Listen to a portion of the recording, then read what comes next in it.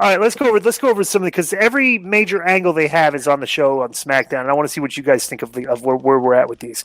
So the first match they have Sasha and Bayley, and then Carmella comes in at the end and gets heat. They have an 18-minute match, decent, but like I when I was watching this match, and this is the problem with female wrestling today, is when you give them this much time, they get very creative and they try to do like lucha type spots and everything, and some of them look good and some of them look bad. Okay, so it's like, and I've seen these two girls work, forever, and like this is like the angle that never ends. Yep. But but when you compare, like they're two very strong characters. I mean, they're very well placed on the card for what they bring to the table. What do you think about what they've been doing with these two? Who wants to go? Go, Billy. You go first. Yeah, go ahead, Billy. Yeah, you're saying it's the angle that never ends. I actually was in favor of running it to Mania. I don't understand why Sasha Banks is selling a broken neck for 3 weeks and then coming back for Hell in a Cell. I mean, they should have given it a break, let it breathe, let Bayley go through some people and bring Sasha back at the Rumble. So they plowed through it. They want to get this championship onto Banks. They feel like they don't want to take anybody off TV because they're doing a whopping 2.1. So they want to keep everybody on TV. She's as close to anybody. She's the only woman in the top 10 for merch because we had the merch numbers come through this week that me and Vince spoke about on his show.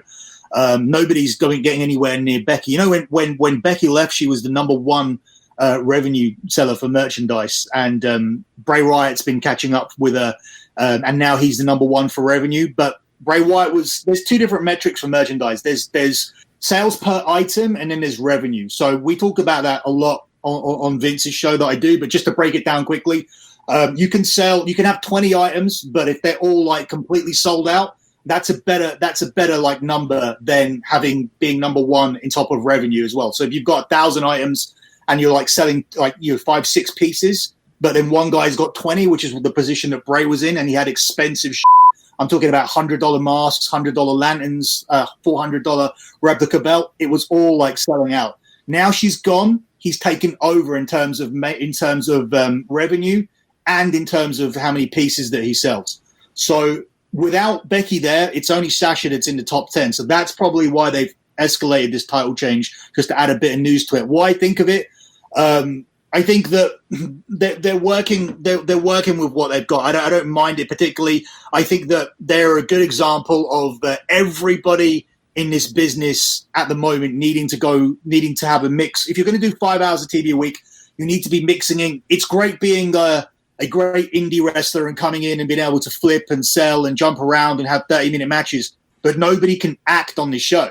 And they've been put in a lot of angles where they predominantly needed to act, and the selling needed to be done in terms of how much they hated each other, and they needed to be able to play off each other in an acting element. It's the same for Dominic and Rey Mysterio and his daughter and Seth Rollins and Buddy Murphy. I don't think a lot of people can act properly in those segments as well. So until WWE would address this situation and NXT is doing 70% wrestling and 30% acting, then we're still going to run into these problems, and Sasha Banks and Bayley are always going to be out there looking goofy. So I think that they've done as well as they can with the training that they've had, and it's second to the Roman story, probably the most interesting thing that they've had on there in the last 6 months. But that doesn't mean it couldn't have been better. So I think that's my take. I think it's like a 6-7 out of 10 performance, and then their matches are fine. I think for women's matches especially, I would say they're about their 8 out of 10. I would say for what they're doing in the ring. But I still think it should have gone longer because there's no other story that you're going to be able to insert into there to challenge for the SmackDown Women's title that's going to be as hot as that one was. If it was even hot, that's up for debate, which you guys can debate now. What do you think, Vince? Well, Glenn, I'm very surprised at you because you made the statement they're strong characters. Really? Well, let me tell you something. What is Becky's character? Becky? Who is Becky? Not Becky. Bayley. Like, what is her character, bro? She has a character? She's a bitch. Strong characters on the show, meaning they're positioned very high. That's like they're the two top girls. Okay, but they have no character. I'm not talking about. I don't mean like they're I'm just talking about they've been positioned as the top girls on the show. They've been filling a lot of ring time and doing it very well. Their interviews have been so. What do you mean doing it very well? What are they doing well, bro? Are they doing this well, Glenn? Hold on. Ding, ding, ding, dong. Is that what we're talking about? Them No. Time out. Doing this Time out. Hold on, bro. Time out. Hello. Time out, Vince. That is excellent. On a scale of 1 to 10, that's a 12, bro. Time out. Number one, that was back when they were teaming together, and we pointed out, much like you did, the stuff was stupid. Okay, they're acting like idiots. They're acting corny. But now that Bayley's stupid, bro. All right, well, go ahead. We'll give your opinion. Bro, this is my opinion. Bro, listen, I don't. Bro, go ahead. Conan. Right. Can we go back to Nitro circa 1997? Right. Oh, Jesus Christ. Are we doing this? We're going back 23 years. Would these two characters, performers, wrestlers be anywhere near? That's not the point, Vince. No. You're bringing up these stupid trope arguments like, back when I worked 23 years ago. We're talking about what exists. In 2020, they're amateurs, bro. They're not stars. They'll never be stars, and that's why nobody watches the show. Number one, their ratings have been going up the past few weeks since the Bayley and Angle thing. 1.6. Yeah, 2 million people. No, the SmackDown. We're talking specifically about SmackDown. 2 million people. The numbers have gone up a little bit, okay, which a little bit is not bad these days, okay, because it's better than being worse. Number one, you're trying to sit there and tell me that Sasha Banks is not by far, beyond a shadow of the doubt, the best person dressed in professional wrestling. Girls wearing $1,000 to $1,500 to $2,000 worth of clothes. Every time she's on TV, she looks the part. She absolutely looks like a star. Okay, I don't even think anybody can argue. Billy, opinion. Does Sasha Banks come across as a star to you on looks alone? Yeah, I think so. I think so. What about you, Conan? Are you done? Oh, wait, but is Vince done? Because then I'm going to tell you what I thought. Are you done, Vince? No, I'm not done. Okay, I'm not done. First of all, bro, let me, from a writing perspective, because, bro, she's been on TV for years, okay? She was on TV for years as the boss. The only problem with that, bro, was she wasn't doing one thing boss-like. Not one, nothing, never told anybody what to do, never bossed anybody around, nothing. So she was calling herself the boss. She didn't even know what that meant.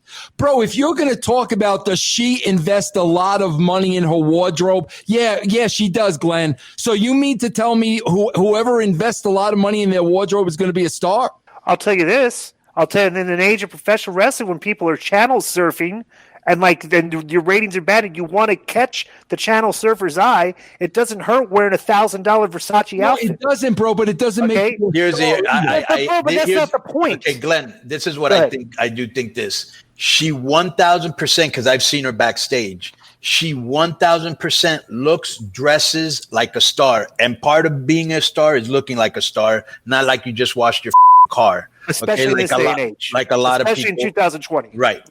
Like a lot of people in AEW. But the problem with her, and this is where I do agree with Vince, is she doesn't do star-like promos. She doesn't have star-like matches. They just put her there because she looks good and there's probably nobody else. There's like her, Charlotte. Like there's only a couple girls that really stand out on those two brands. Unlike NXT, where I'm a humongous fan of Rhea Ripley. I'm a humongous fan of Mercedes. I like that Io Shirai, and I'm super glad they ran over her tank. Shotzi Blackheart. Shotzi Blackheart, I like her. I'm also glad they ran over her tank. I like Io Shirai. Like I like the girls in NXT way better than the ones over there. But she doesn't really hit really star-like promos. She doesn't really, and like he said, and maybe this isn't her fault, Vince. Because obviously she knows what the boss means. Maybe the writers didn't know what it meant and they didn't know how to write that piece for her. You know what I'm saying? But it's up to her to protect her character. Yeah, 1,000%. But most of the people there, they're like, they get, they're so afraid to cause waves that, that. But what were you going to say, Billy?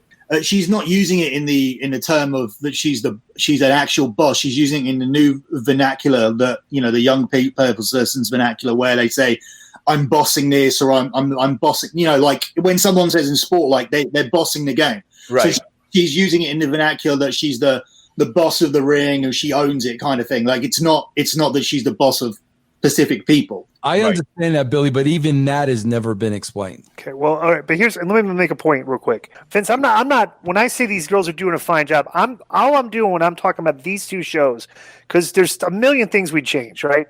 I'm just saying, comparatively speaking, to the rest of the characters on this show. I agree with you. These girls are okay. That's all I'm saying. I did the same thing because when I say they're doing a good job, I'm measuring it by the low bar. Right. But yeah, when the bar is low because the ratings are low. That's all we're saying. That's all I'm saying. Here's the difference, Conan. Here's the difference. I refuse. Everybody's lowering the bar. I refuse to lower the bar. The show sucks. I ain't lowering any. Okay. Well, there's some stuff that's good, and we'll get to it. But here's the thing. And you're right. Bro, they're not as good workers as they were in our day. They're just not. They're not a good talkers. They're just not.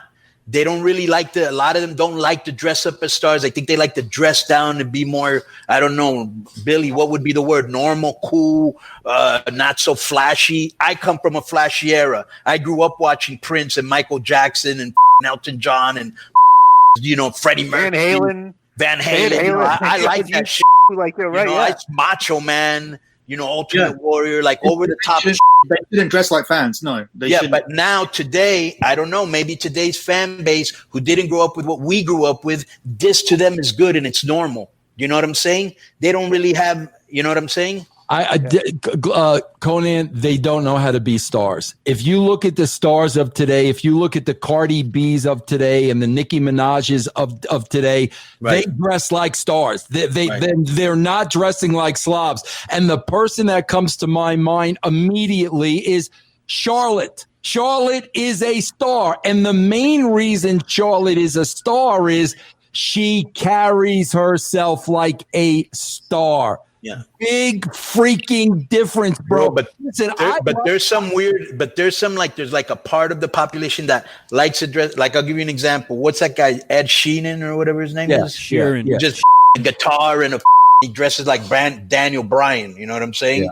Like, there's some people like to dress down. Me, I like my stars to look like stars. Yeah, I'm just me. I agree. That's me too, bro. All right, let's go to the next thing because I thought this. Let me throw you what I thought about the match. First of all, let me just say this. I think the Thunderdome looks dope every week. I think the video package they did on Bayley and the other one, that was great. The video packages are great.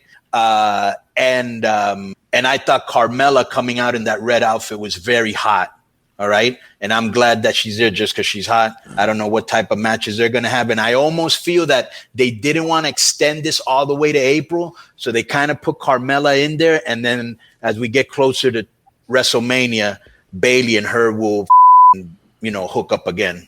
Yeah. Billy, aren't they almost? Before we get to the next match, Conan, I have, believe it or not, I got Dave Meltzer on my hotline. He wants to give his opinion on this match. Is it okay, Conan? It's your show. Can I put him through? 1,000. Wow. Okay, hold on. Go ahead, Dave. So, Ryan. It's Cork and Hall. So if you stay in Cork and Hall, you're going to walk. It's a 20-minute train ride. Yeah. Okay, go ahead, Glenn. What's next?